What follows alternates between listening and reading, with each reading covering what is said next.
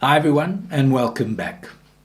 If you have enjoyed these short messages over the many months that I've been doing them, I'm going to ask you to please subscribe to this channel, to forward, to like, to do whatever you can to get the message out to as many people as possible.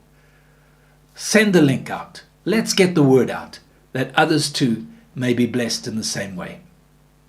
Now, I want to talk about something today that I find very common in many Christians. People often come and say, Peter, I have a habit, I have a sin that I cannot get free from. And no matter how hard I pray, I fast, I get counsel, I just can't find freedom from this particular sin.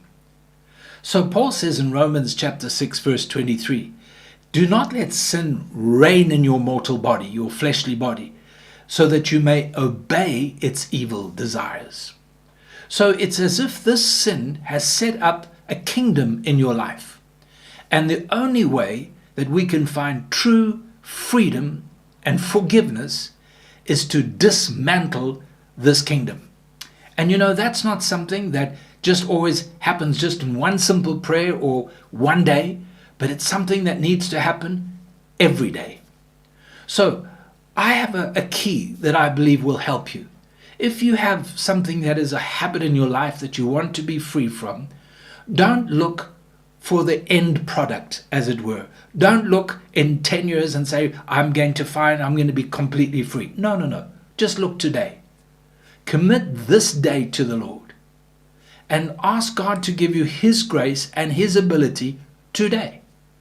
And you will go through the day and with a determination, with a desire not to fall into that sin, not to commit what you've been doing, not to allow that sin to reign in your body. And you get through today in victory. Go to bed tonight and say, thank you, Jesus. One day I'm free. And then tomorrow, repeat the process. And you will find that brick by brick, you will dismantle that fortress in your life and in your mind. Sometimes we come to God and we say, Lord, your word says if I confess my sin, you are faithful and just and you will forgive me from sin and all unrighteousness. And there are times where we find that forgiveness and we never do it again. But in reality, many of us, we continue to struggle. And what God is looking for is this desire to one day at a time, faith for today, freedom for today, because tomorrow will come and I'll be ready for it. And you'll be amazed that when tomorrow comes, the next day and the next day, you'll find this fortress is broken and freedom has come to your heart. May the Lord help you. God bless.